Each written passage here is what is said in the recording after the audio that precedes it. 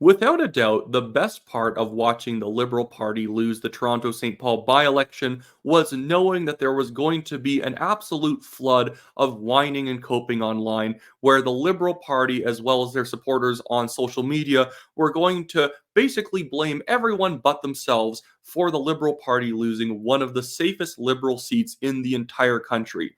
Toronto St. Paul is a riding that the Liberals had held on to since 1988.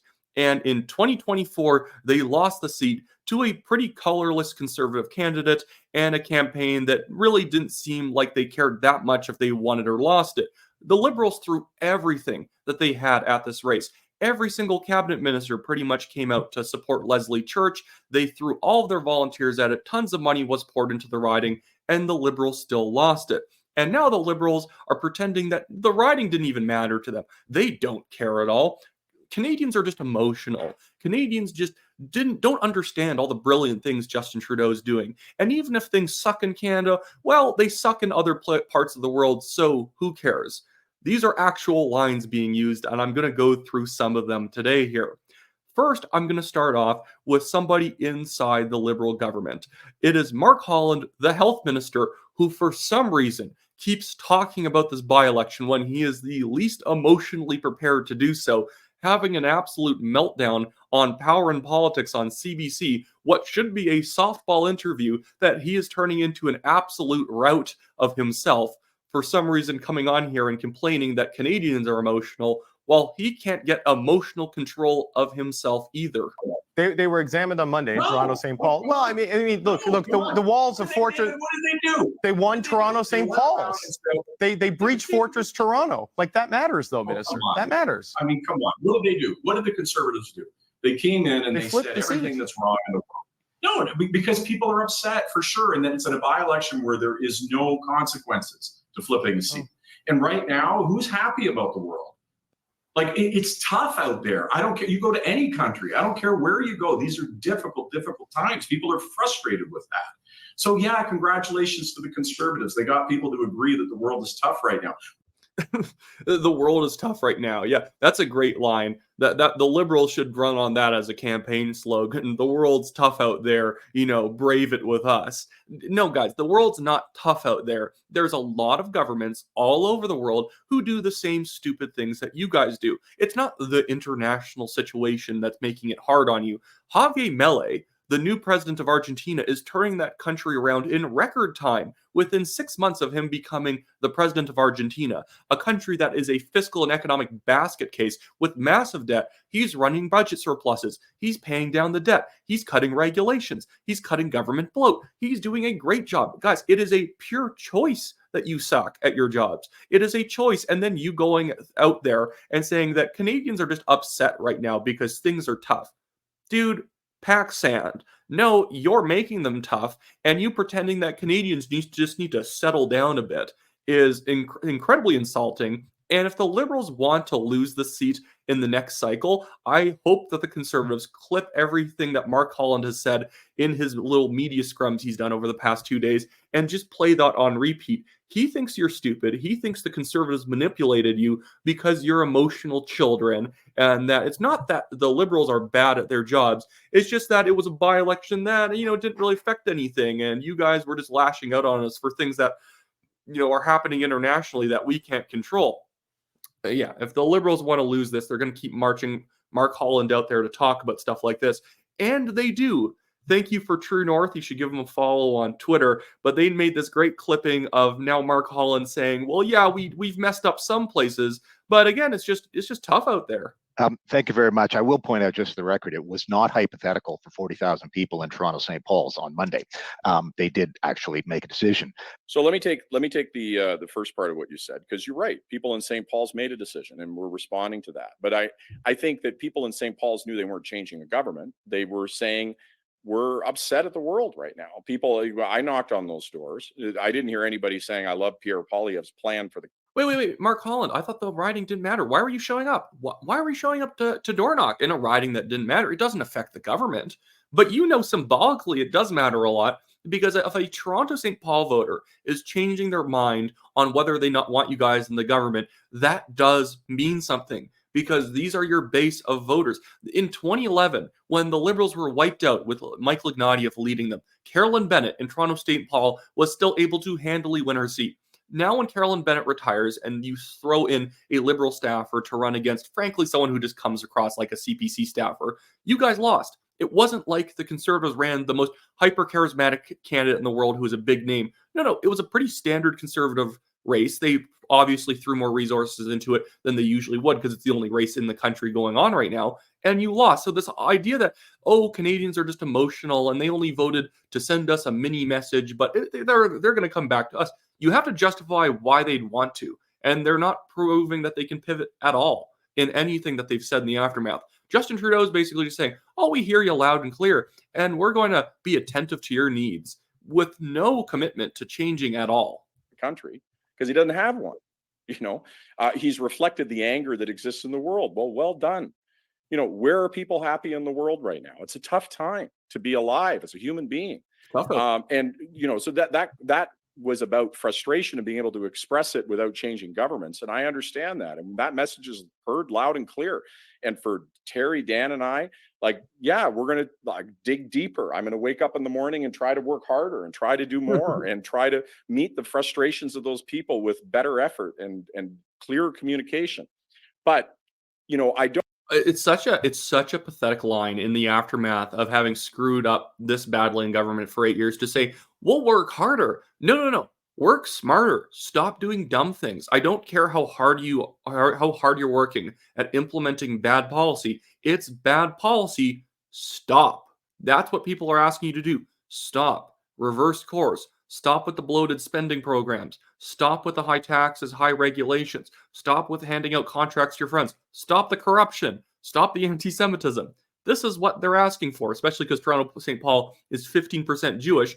They don't like you guys winking and nodding at Hamas affiliates and pretending like what the fight in Israel and Gaza is just a mutual fighting between two legitimate factions. This is what people don't like about you guys. Don't think saying that they made a decision about the kind of country or government they want is at all accurate. Yeah, but again, guys, go follow True North on social media. They do a good job clipping this stuff. Obviously, I'm a one-man band here, and even when Daniel is also doing a show, and he will be back soon, I guarantee he'll want to cover some of the Khalistani nonsense going on in Canada, all those Sikh separatist, crazy organizations coming out and trying to gain political influence. Khalistanis do not represent more than 1% of Sikhs in Canada, but they have a lot of political power because they're heavily involved in money laundering. And so we have a lot of politicians in this country compromised by Khalistani political organizations locally here in Canada, both on the riding level and on the national level. But now I want to jump over to this Rebel News clip. I guarantee you guys all follow Rebel News already, but you guys should still follow them if you haven't yet, both on YouTube as well as social media, X and Facebook, although none of us can use Facebook these days. I've been locked out of my Facebook account for the National Telegraph that had 73,000 followers. Can't open it because Justin Trudeau's Bill C-18.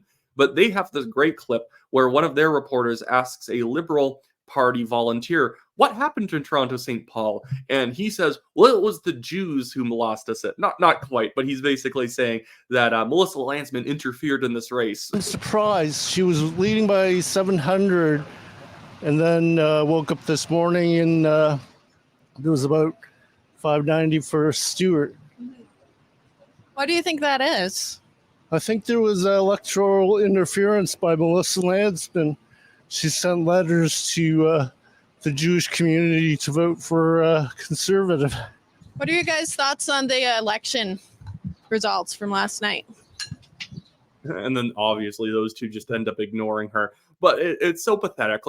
It's because Melissa Landsman sent a letter addressed from her to Jewish members of the Toronto St. Paul riding.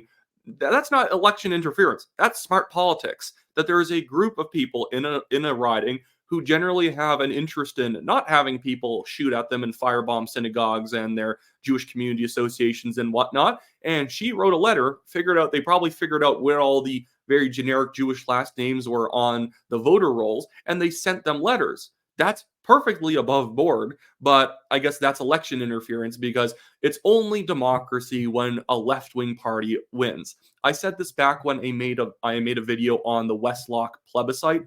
small town in Alberta, Westlock, Alberta. They voted in a plebiscite to take down all the pride flags and pride crosswalks, just go back to normal, Canadian, Alberta, Union Jack flags on their public flagpoles and going back to normal white line crosswalks. It wasn't even an anti-pride plebiscite. It was just saying, let's just go back to standard universal symbols of our town, stop doing political stuff. And the thing is, the left, in the aftermath of losing that plebiscite in a small town, they started shipping in pride lawn signs and everything, because if they were told by the people of Westlock, guys, it's too much, please leave us alone. No, that's an affront to LGBTQ people, even though there's tons and tons of gay people and trans people who came out and said, yes, let's make the public square neutral again. No, that's an anti-LGBT thing to do. And so now they have to punish the people of Westlock. And I guarantee that is the attitude of so many liberals right now. Now, I want to get to some of the social media rhetoric I saw around different liberal or left-wing shill accounts. And I want to start off with this one because it's based on a conspiracy theory that includes me for some reason. I love it. I like when people make things up about me that are just not true, not even based on a bit of truth. So here we go. This guy, Theobius, who obviously has me blocked on social media, someone had to send me the screenshot. They said, Brian Pfum wrote several National Post articles about Kieran Struzek. I can't pronounce that last name. He's the guy basically getting all these candidates put on the ballot for the longest ballot committee. Basically, this joke organization. They're like proportional representation organization. I don't agree with them, but I do find them funny. And then he moves on to saying, Wyatt Claypool, a gremlin fed after midnight of a person, is a follower of the longest ballot X account. Jenny Burns, Achilles' heel is those involved, like her employee, Don Stewart, are all capable of passing close inspection. Like are all not capable. So supposedly, Brian Pfum, I and Jenny Burns are working together with the longest ballot committee in order to hurt the Liberals in Toronto St. Paul, even though, if anything, the person who would be benefited the most by the longest ballot committee, and I don't believe the longest ballot committee is trying to benefit anyone. It's a joke organization who thinks that this dumb tactic of making ballots as long as possible by registering as many candidates as independents as possible is going to push proportional representation. It's not. All it's going to do is make people change the law so that one guy can't register 70 people on a ballot. That's really the big thing here. And I think proportional representation is silly anyways. I can make a video on that some other day. Public choice theory shows that proportional representation, first past the post, and all these systems tend to triangulate towards similar results anyways. But the idea that we are somehow doing this to benefit the conservative when ballots are in alphabetical order. So Leslie Church would be far higher on the ballot than Don Stewart would be. So I don't know what's going on here. And then they threw in the photo of myself and Ben Shapiro because I guess that shows I'm an unsavory person. There's so many accounts on Twitter who just make up random theories because I know a person, and then they find like 7 degrees later that person knows a person who knows a person who knows a person who did something wrong, and it comes back to me like pulling puppet strings. But we will get to something related to puppet strings in a second here, because that also that is something that one of these people mad about the Liberals losing had posted. Ooh, yeah, I found it. I didn't load it previously. But we have all of these liberal influencers on social media now freaking out about the result. This guy here saying, another effing hit piece on Trudeau, 15 a day. Media personalities are trash. What are you talking about? The Toronto Star is in the back pocket of the Conservatives. Does this man not realize that at some point people actually do turn on, like they do have to blame Trudeau for some failures?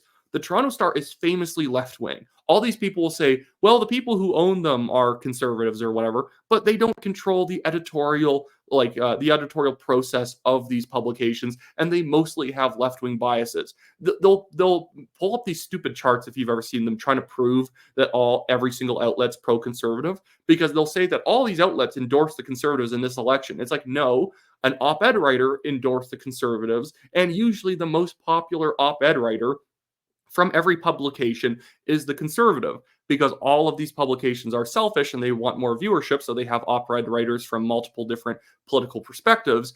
And naturally, because people actually tend to like conservative views in this country, that these people end up liking the op-ed writer who's conservative the most. And so they listen to them. And so then these people will claim that these publications are biased because an op-ed writer had said, yeah, I'm voting conservative. Guys, the National Post in the 2022 provincial election technically endorsed the New Blue Party of Ontario because Lord Black, in his op-ed, had said that people should consider voting for the New Blue Party and they're doing good work. I thought the New Blue Party was great, and people in Ontario, if you're out there, please buy a New Blue Party membership and vote for them, join their party. It's actually a very well-structured and competent small party, and it is opposing the bloated PC government out in Ontario, who is effectively just another Liberal Party. But like that would make the National Post in the pocket of the New Blue Party. Obviously, that's ridiculous, but that's the metric these people use. Sorry, this video is going on a little bit, but it's giving me a lot of ideas of things I can talk about that are too small for a full video. But Creek Pete keeps going on saying, responding to this one person above saying, the media are abandoning the Liberals like rats fleeing a sinking ship, and suddenly Trudeau fans see bias, which is a very good way of summing up the situation. And Creek Pete responds by saying, abandoning, spoken like a conned sheep that repeats whatever peer tells them to, because these people don't have a single original thought of their own. Who owns the media, smart guy? Mostly liberal people, actually. Even the conservatives who own the media, they tend to be very progressive conservatives. They're like Toronto elite conservatives. And then his second tweet down there is him responding to the Toronto Star article saying, even Justin Trudeau's resignation may not save the Liberal Party, new poll suggests, which is just the Toronto Star reporting polling information. And pollsters in Canada, as many people in the comments below sometimes will say that the polling sucks in this country and you can't trust it. Polling in America can be a bit more dubious because there's so much money in politics in the US. People will pay pollsters for scuffed polls. In Canada, that really never happens. So, like, pollsters do free polling in Canada just to prove that they're good at what they do, so that businesses will hire them to do market research. So, him now responding to, expletive off, media in Canada is dead, is absolutely hilarious. But now I want to get to people basically blaming voters themselves. There's this lady, Brooke, who is a pretty large Trudeau shill account, saying, Dear Toronto St. Paul, how is it going? Your food prices are lower now?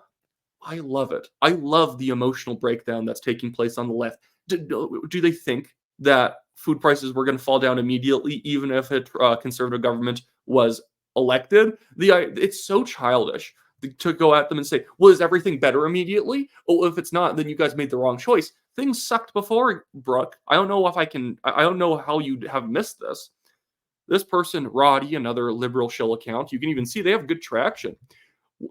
They say, one day there will be a few people that realize that their teeth, childcare, prescriptions, the climate, healthcare, education, equality, economy, and freedom were a really high price to simply get rid of Trudeau. What do you even say to these people? The food bank use is up. We only need, quote unquote, these new government social programs because of how much the economy sucks under Justin Trudeau. And no, it's not an international problem. It's a you problem, as the people who are in the Liberal government and the people who cheer them on doing the dumbest things possible. This is a you problem, and you will never figure it out. Maybe a few of you people one day will realize that you lost because you actually ignored the Liberals' records on those different fronts. They've sucked on pretty much every front possible. And when I say pretty much, I mean, I guess technically they do a lot on the climate change file, but the climate change file is fraudulent in my opinion anyways. That one, importing people to the country and the raw numbers that they do will always make our emissions increase. And two, the only way that emissions have been going down over time is because capitalism is fantastic and people like to pay as little money for as much fuel to last as long as possible. And that's why trucks from the 70s to now have reduced emissions heavily. The only reason our emissions actually go up is because of mass immigration, because naturally, if you move someone from a warm country to a cold country, they're going to have to burn way more fuel to not die.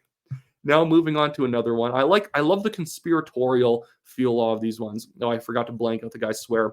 It says, wake the blank up, Canada. Our media relentlessly demonizes Trudeau. That's a laugh. Fueling a petulant hate machine that's building us to the real danger. Pure palliative, he's a Trump clone, spouting U.S. Republican tactics with a shred of genuine belief, all to seize power, our media. And then he goes on with this great photo of an American hand puppeteering Canada. Never let the left pretend that conspiracy theorists are on the right.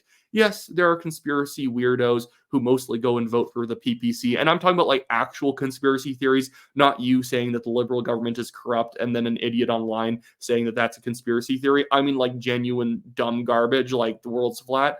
But there are way larger of a population of conspiracy theories who occupy the left-wing parties, who believe anytime the Liberals lose, it's because the America interfered. It's because of the Jews and whatnot. They do this all the time.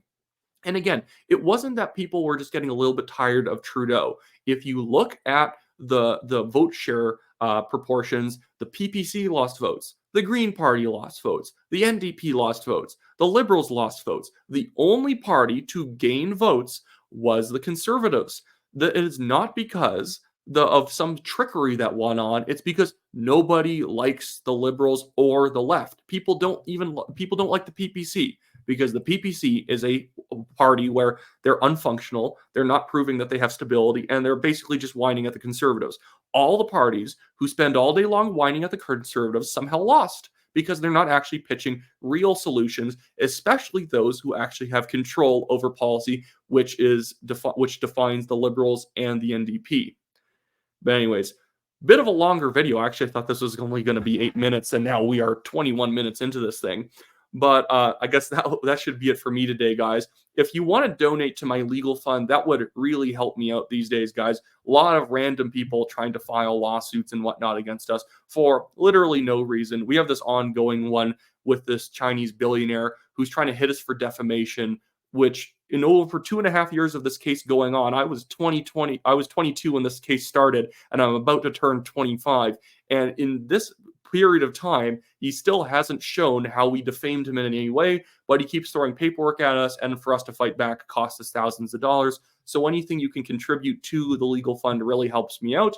And then also, I've turned my old campaign website, WyattClaypool.com, into a political organizing website. If you guys want to go and sign up on the list to be part of my, organizing base, I can then suggest good candidates in your area if any key races are going on in your province or even specific district. And then we can make sure that we as an audience get more involved in both Canadian politics and internal conservative politics to make sure that we actually have the power to shape the future of the country. Small channels like this can actually have a big difference because even larger YouTube channels than my own, ones that have 10 times some subscribers, they're mostly just focused on kind of dunking on Trudeau, which is useful in its own way. It's fun. I can't blame them for doing that. But what I want this to be is a serious political vehicle where it's a bit of a talk show of myself and Daniel Boardman, but at the same time, you guys can email me at Wyatt@WyattClaypool.com, get suggestions or even give me suggestions on good candidates in different areas, and then we can mobilize our team collectively to make sure that we put out voters, we get voters out, we get volunteers out, we get donors out for the right people in individual ridings, in individual provinces, as well as nationally, so that we can have a big impact. Canadian political engagement is so low, and us just caring a little bit helps so much. So click on my website in the description below, WyattClaypool.com. Sign up on the list, considering donating to the Give, Send, Go campaign. And then I also have it linked in the Telegram chat channel in the description below if you guys also want to join that. So you get our videos as soon as they come out without having to rely on big tech social media algorithms showing you when a new video of ours actually does get released. Anyways, that should be it for me today, guys. Have a good one.